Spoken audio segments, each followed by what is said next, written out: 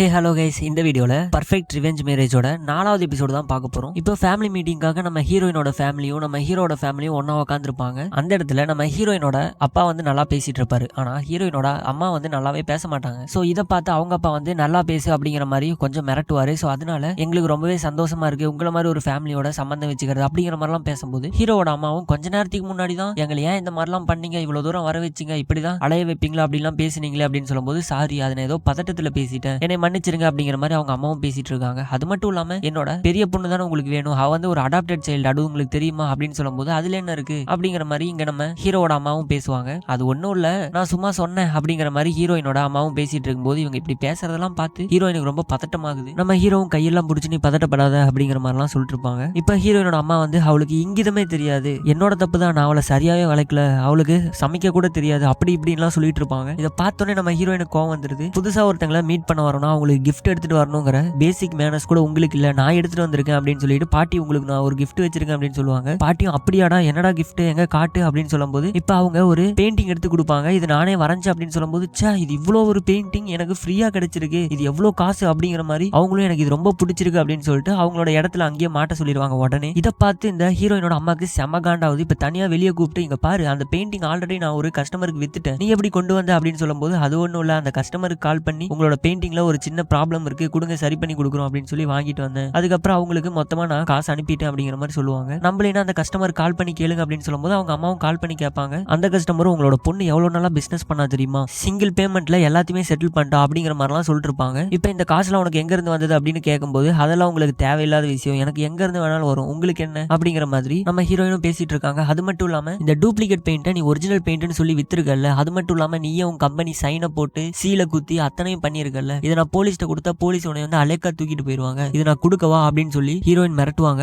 அவங்க அம்மாவுக்கு என்ன பண்றதுன்னு தெரியாது. இப்ப இந்த இடத்துல நம்ம ஹீரோயின் என்ன சொல்றாங்கன்னா, அப்ப உள்ள போய் மரியாதையா அந்த ஃபங்க்ஷனை நல்லபடியா முடிச்சு வை, ஃபேமிலி மீட்டிங் ஸ்மூத்தா போகணும் அப்படின்னு சொல்லிடுறாங்க. இப்ப ஃபேமிலி மீட்டிங்லாம் முடிச்சதுக்கு அப்புறம் ஹீரோயினை பார்த்து ஏதோ கண்ணு காமிக்கிறாங்க நம்ம ஹீரோவோட அம்மா. ஹீரோயினும் சிரிக்கிறாங்க. இப்ப அந்த அம்மாவை வந்து அந்த மேனேஜரை போட்டு திட்டிட்டு இருக்காங்க. ஏன்டா உன்னை தான் நான் அந்த கேலரியை பார்த்துக்க சொன்னேன், எப்ப அவ உள்ள பூந்து அத்தனை டாக்குமெண்ட் அந்த கஸ்டமர் டீடைல்ஸ் எல்லாத்தையுமே எடுத்தா அப்படின்னு சொல்லும்போது, சாரி மேடம் நான் மறந்துட்டேன், என்ன மேலதான் தப்பு அப்படிங்கிற மாதிரி நான் சரியா பாத்துக்கல, இனிமேல் பாத்துக்கிறேன் அப்படின்னு சொல்லும்போது, அவளுக்கு எப்படி பணம் வந்தது, அவ எப்படி வாங்கினா அப்படிங்கிற மொத்த டீடைல்ஸும் போய் விசாரிச்சுட்டு வா அப்படிங்கிற மாதிரி சொல்லி விட்டுருவாங்க. இந்த பக்கம் பொண்ணு கேப்பா ஃபேமிலி மீட்டிங் என்னாச்சு அப்படின்னு சொல்லிட்டு அவங்க அம்மா உண்மை சொல்லிடுறாங்க. அதெல்லாம் நல்லபடியா முடிஞ்சிருச்சுமான்னு. அவ அப்படியே உடஞ்சு அழுக ஆரம்பிச்சிடறா. ஏதோ நான் கிழிச்சிடறேன், அது பண்ணிடுறேன் இது பண்ணிடுறேன்னு சொல்லிட்டு போனீங்க, உங்களால எதுவுமே பண்ண முடியாதுல, எதுக்கு நீங்க எனக்கு அம்மான் இருக்கீங்க அப்படி இப்படின்னு பேசிட்டு இருக்கா. அவங்க அம்மாவும் அப்படியே சமாதானப்படுத்திட்டு இருக்காங்க. இப்ப இந்த கிம் இருக்கான்ல, அவனை வர வச்சு நீங்க என்ன பண்ணிட்டு இருக்க, அங்க உன்னோட லவ்வருக்கும் நான் கல்யாணம் பண்ணிக்க போற அவனுக்கும் ஃபேமிலி இன்ட்ரோடக்ஷனே முடிஞ்சு போச்சு அப்படின்னு சொன்னோன்னே, அப்படியா இது எனக்கு தெரியவே தெரியாது அப்படிங்கிற மாதிரி கிம் அப்படியே ஷாக் ஆவான். உனக்கு என்னதான் தெரியும் அப்படிங்கிற மாதிரி போட்டு அவனையும் திட்டிட்டு இருக்காங்க. இப்ப உண்மையாலுமே உனக்கு எங்க அக்கா வேணும் அப்படின்னா இனிமேல் நான் சொல்றதை நீ கேளு அப்படின்னு சொல்லிட்டு இந்த தங்கச்சிக்காரியே வில்லியா மாற ஆரம்பிக்கிறா. இப்ப இந்த வீட்டுல பாத்தீங்கன்னா இந்த பாட்டியும் நம்ம ஹீரோவோட தங்கச்சியும் சேர்ந்து அவங்க அம்மா ஓட்டிட்டு இருக்காங்க. அவங்க அம்மாவும் இங்க பாரு அந்த பொண்ணை எப்படி வளர்த்திருக்காங்கன்னு, அடாப்டட் சைல்டுன்னு சொல்லிட்டு அவளுக்கு சரியான ஃப்ரீடம் கூட கொடுக்கல, சாப்பாடு கூட போட்டிருக்க மாட்டாங்க போல, அந்த பொம்பளை பேசுறது பார்த்தாலே தெரியுது அவ எவ்வளவு கொடுமை பண்ணிருப்பான்னு அப்படிங்கிற மாதிரிலாம் பேசிட்டு இருக்கும்போது, என்ன மருமக மேல ரொம்ப பாசமா இருக்கும் போலியே, வரும்போது கண்ணெல்லாம் காமிச்சிட்டு வந்தீங்க அப்படின்னு சொல்லி அப்படியே ஓட்டிட்டு இருக்காங்க. இப்போ இங்க ஒரு பிளாஷ்பேக் காமிக்கிறாங்க. அதாவது ஹீரோவோட அம்மா வந்து நம்ம ஹீரோயின் கிட்ட ஒரு விஷயம் கேட்டிருப்பாங்கல்ல,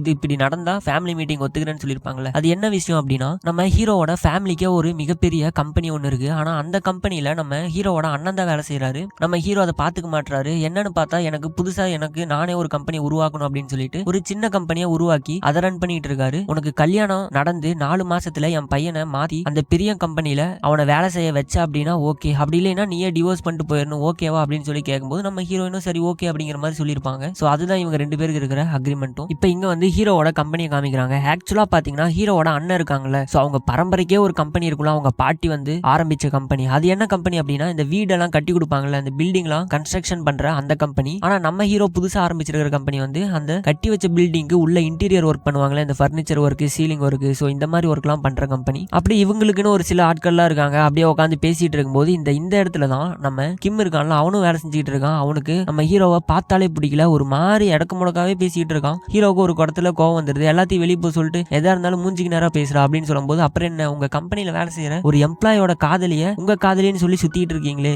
இது உங்களுக்கு கேவலமா இல்லையா அப்படின்னு சொல்லும்போது, நான் ஒன்னும் நீ லவ் பண்ணிட்டு இருக்கும்போது இடையில வந்து பூர்லையே, அவ உன்னை வேணான்னு பிரேக்கப் பண்ணதுக்கு அப்புறம் தானே நான் அவளை லவ் பண்ண ஆரம்பிச்சேன், இது ஒன்னும் தப்பு இல்லை அப்படின்னு சொல்லும்போது, இல்ல அவ உங்களை டைம் பாஸுக்கு தான் பாத்துக்கிட்டு இருக்கா, அது உங்களுக்கு தெரியாது, உங்க பணத்தை தான் அவ லவ் பண்றா அப்படி இப்படிங்கிற மாதிரி ஹீரோயினை பத்தி பேசி பேசிட்டு இருக்கான். அவ என்னைய டைம் பாஸுக்கு பார்த்தாலும் என்னைய ஒப்புக்கு சப்பானா வச்சுக்கிட்டாலும் அவ என்னை என்ன பார்த்தாலும் எனக்கு பிரச்சனை இல்ல, அவ கூட எனக்கு இருந்தா போதும். அதாவது அவளை பத்தி நீ இனிமேல் ஒரு வார்த்தை கூட பேசக்கூடாது, அப்படி பேசினீனா அவளோட பேரை நீ சொன்னா கூட எனக்கு அந்த அளவுக்கு கோவம் வருது அப்படிங்கிற மாதிரி நம்ம ஹீரோவும் சொல்லிடுறாரு. இங்க நம்ம ஹீரோயின் வந்து நம்ம ஹீரோக்கு கால் பண்றாங்க. நம்ம ஹீரோ வந்து இல்ல நான் இன்னைக்கு ஹோட்டல்ல தாங்க தங்க போறேன், வீட்டுக்கு போல அப்படிங்கிற மாதிரி சொல்லிட்டு இருப்பாரு. சரி ஓகே, நான் ட்ரெஸ் எல்லாம் எடுத்து வச்சிட்டு இருக்கேன், நான் வீட்டுக்கு வர போறேன், எனக்கு இங்க இருக்கவே பிடிக்கல அப்படின்னு சொல்லும்போது சரி ஓகே நானே வந்து உன்னை பிக்கப் பண்ணி டிராப் பண்ணுவோம் அப்படின்னு கேட்பாங்க. இல்ல நீங்க உங்க வேலையை பாருங்க, நானே பாத்துக்கிறேன் அப்படிங்கிற மாதிரி சொல்லுவாங்க. பரவாயில்ல நீயாவது புரிஞ்சுக்கிட்டியே, ஏன்னா என்னை நம்பி ஒரு பொண்ணு வர போறா, அவளுக்கு நான் சாப்பாடு போடணும்ல, அதுக்காக வேலை செய்யணும்ல அப்படின்னு ஹீரோ சொல்லும்போது ஆமா போய் வேலையை பாருங்க அப்படிங்கிற மாதிரி சொல்லிடுறாங்க. இப்ப எல்லாத்தையுமே பேக் பண்ணி கீழே வரும்போது பாத்தீங்கன்னா கரெக்டா அந்த கிம்மு வந்துடுறான். அவன் பிடிச்சி நம்ம ஹீரோயின் கிட்ட இங்க பாரு ஒரே ஒரு நிமிஷம் என்கிட்ட பேசு ப்ளீஸ், உன்னால எப்படி என்ன அவாய்ட் பண்ண முடியுது, என்னை ஒரு ஃபியான்சியா பார்க்காத, சின்ன வயசுல இருந்து உன் கூடவே இருந்த நெய்பர் ஃப்ரெண்டா பாரு, சைல்டுஹுட் ஃப்ரெண்டா பாரு அப்படிங்கிற எப்படின்லாம் பேசிட்டு இருக்கோம். இப்போ உனக்கு என்ன வேணும் அதை முதல்ல சொல்லு அப்படின்னு சொல்லும்போது நான் ஹீரோ கிட்ட எல்லாத்தையுமே பேசிட்டேன், நான் உன்னை எவ்வளவு லவ் பண்ணேன்னு சொல்லிட்டேன், இருந்தாலும் அவன் விட்டே கொடுக்காம பேசிட்டு இருக்கான், எனக்கு அது சுத்தமா பிடிக்கல, அவன் என்ன இவ்வளவு பாஸ்டா எல்லாத்தையும் ஒன்னொன்னு டக்கு டக்கா பண்ணிட்டு இருக்கான், அப்பவே தெரியலையா அவன் ஏதோ ஒரு தப்பு பண்றான் அப்படின்னு சொல்லிட்டு அப்படின்னு பேசும்போது இதெல்லாம் நீ பேசிட்டு இருக்காது அப்படின்னு சொல்லிட்டு போறாங்க. அது மட்டும் இல்லாம அவன் ஒரு கொலைகாரன், சின்ன வயசுலயே அவங்க அண்ணனை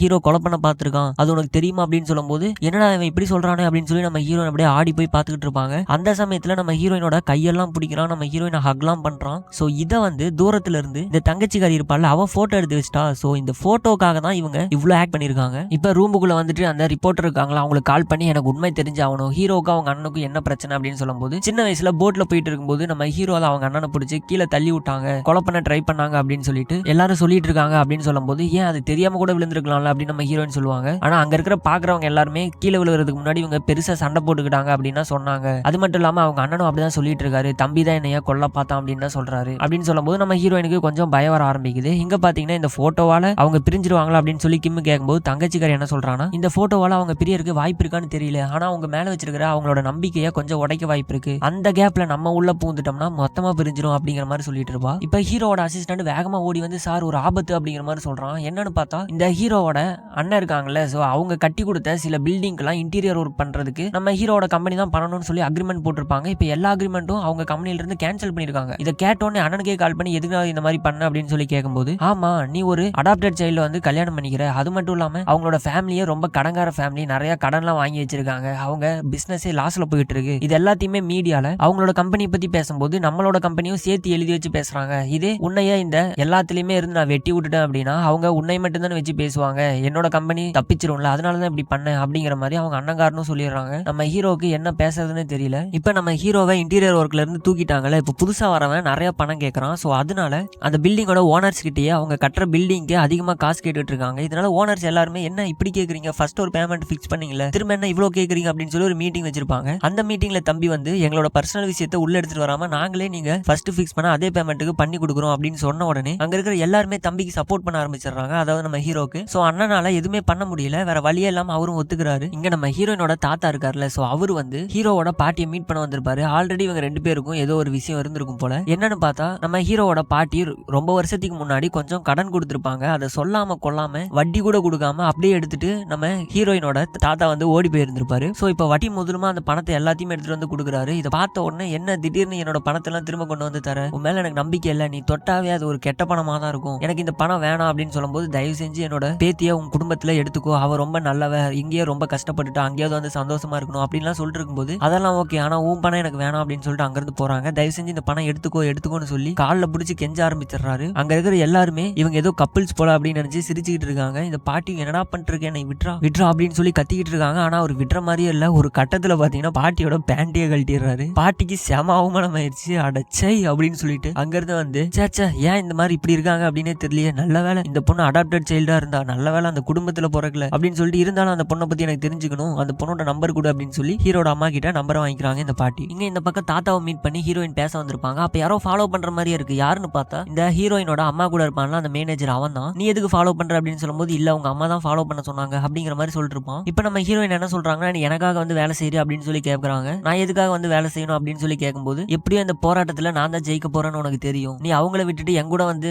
என் டீம்ல வேலை செஞ்ச அப்படின்னா உனக்கு தான் நல்லது, அதுக்கப்புறம் நீயே யோசிச்சுக்க அப்படின்னு சொல்லும்போது சரி ஓகே நான் எனக்கு யோசிக்க டைம் வேணும் அப்படிங்கிற மாதிரி அவனும் சொல்லிடுறான். இப்ப இந்த பக்கம் இந்த குக்கிங் ஷோல அந்த டிஷ் எல்லாம் போட்டோ எடுக்கிறது மாதிரி நம்ம ஹீரோட அம்மா வந்து போட்டோ எடுத்துட்டு இருக்காங்க. அது மட்டும் இல்லாம அங்க இருக்கிற குக்கிங் டீச்சர்ட்ட சிரிச்சு நம்ம ஹீரோயின் பேசிட்டு இருக்காங்க. இதை பார்த்தோன்னே அவங்க அம்மாக்கு ஜெலஸா ஃபீல் ஆகுது. இவ என்னை கரெக்ட் பண்ண வந்தாலும் இல்ல அந்த ஃபியூச்சரை கரெக்ட் பண்ண வந்தாலும் என்ன அவங்க கிட்டே சிரிச்சு சிரிச்சு பேசிட்டு இருக்காளே அப்படின்னு சொல்லி பக்கத்துல போய் பார்த்தா நம்ம ஹீரோயின் வந்து ஒரு கேக்கை பேக் பண்ணி வச்சிருப்பாங்க. அது ரொம்ப கேவலமா ரொம்ப கல்லு மாதிரி பண்ணி வச்சிருப்பாங்க. அதை பார்த்து இந்த கேக்கை என் பையனுக்கு தரப்போற அப்படின்னு சொல்லி கேட்டுட்டு இருப்பாங்க. ஐயோ அத்தை சாரி அத்தை, நான் தெரியாம இது பண்ணிட்டேன், நான் இனிமேல் நல்லா கத்துக்கிறேன் அப்படிங்கிற மாதிரி சொல்லுவாங்க. இப்ப நைட் நம்ம ஹீரோ வீட்டுக்கு வந்தோடனே உனக்கு ஒண்ணு வச்சிருக்கேன் அப்படின்னு சொல்லிட்டு அந்த கேக் எடுத்து காமிப்பாங்க. அவனும் இது என்ன ஒரு மாதிரி பொருள் மாதிரி இருக்கு மரக்கட்டி அப்படின்னு சொல்லி கேட்கும்போது இது சாப்பிடுறது அப்படின்னு சொல்லும்போது என்னது கேக்கா அதான் இப்படி பண்ணி வச்சிருக்கு அப்படின்னு சொல்லிட்டு சரி நான் சாப்பிட்றேன் அப்படின்னு ஸ்பூன் வச்சு குத்துவாரு. உள்ளே போகாது, வாயில போட்டா பல்லெல்லாம் உடஞ்சு போயிடும். இப்ப அப்படியே நம்ம ஹீரோயின் அன்னைக்கு நைட்டு பேசிட்டு இருக்காரு. ஒருவேளை நம்ம கான்ட்ராக்ட் மேரேஜ் போட்டிருக்கோம்ல, நிஜமாவே நம்ம பர்மனண்டா லவ் பண்ணி மேரேஜ் பண்ணிட்டோம் அப்படின்னா எப்படி இருக்கும் அப்படின்னு சொல்லி கேட்கும்போது நம்ம ஹீரோயினுக்கு தான் 1 இயர் தானே டைம் இருக்கு, நம்ம ஹீரோ மேல லவ் இருந்தாலும் அதெல்லாம் நடக்காது அப்படிங்கிற மாதிரி சொல்றாங்க. ஏன் நடக்காது நம்ம ஹீரோ கேட்பாரு. நம்ம இப்படி இருக்கிறதா எப்பயுமே எல்லாருக்குமே பெஸ்ட் அப்படிங்கிற மாதிரி சொல்லும் போது நம்ம ஹீரோ இதுக்கு மேல பேசக்கூடாதுன்னு சொல்லி கோவமா அங்க இருந்து கிளம்பிடுறாரு. இப்ப ஹீரோட அண்ணன் இருப்பார்ல, சோ அவரும் நம்ம ஹீரோயினுக்கு கால் பண்ணி என் தம்பியை கல்யாணம் பண்ணிக்க போறது நீதானமா, உன்னை நான் பார்க்கணும் அப்படிங்கிற மாதிரி சொல்லும் போது நம்ம ஹீரோன்னு சரி ஓகே மீட் பண்ணலாம்னு சொல்லிடுறாங்க. இப்ப அந்த ஒயின் ஷாப்ல நம்ம ஹீரோ உட்காந்து குடிச்சிட்டு இருக்கும்போது இந்த தங்கச்சிக்காரி அங்க வந்துடுறா. வந்து அந்த கிம்மு நம்ம ஹீரோயினும் கட்டி பிடிச்ச போட்டோலாம் காமிச்சு ஹீரோயினை பத்தி தப்பு தப்பா பேசிட்டு இருக்கா. நம்ம ஹீரோக்கு செம்ம கடுப்பாயுது. இங்க பாரு நீ யாரு என்ன, நீ ஏன் இந்த மாதிரி பண்றீங்க எல்லாமே எனக்கு தெரியும் சரியா, ஓவரா அந்த மாதிரி பேசிட்டு இருக்காத,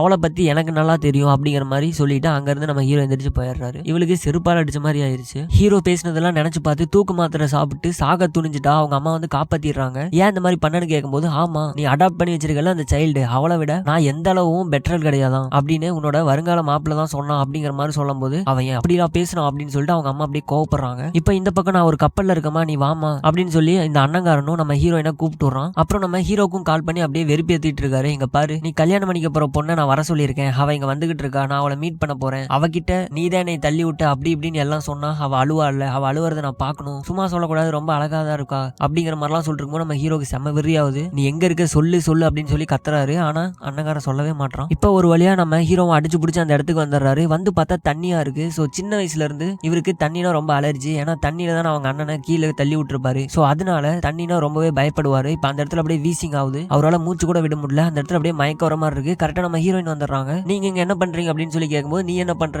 அப்படின்னு கேட்பாரு. உங்க அண்ணன் தான் வர சொன்னாரு அப்படிங்கிற மாதிரி நம்ம ஹீரோயின் சொல்லுவாங்க. ஆனா நான் இன்னும் அவரை பார்க்கவே இல்லை அப்படிங்கிற மாதிரி சொல்லுவாங்க. சரி ஓகே அப்படின்னு சொல்லிட்டு நம்ம ஹீரோவால அதுக்கு மேல பேச முடியாது. அப்படியே கீழே விழுந்து நம்ம ஹீரோயினோட மடியிலே விழுந்து அப்படியே மயக்கம் போட்டுறாரு. ஹீரோயினுக்கு என்ன ஆகுதுன்னே தெரியல. பிடிச்சி ஹலோ ஹலோ எந்திரிங்க எந்திரிங்க அப்படிங்கிற மாதிரி சொல்லிட்டு இருக்காங்க. சோ இந்த இடத்துல இந்த 4வது எபிசோட முடிக்கிறாங்க. இதுக்கப்புறம் என்ன நடந்தது அப்படின்னு சொல்லிட்டு அடுத்த எபிசோட்ல பார்க்கலாம். So thank you bye.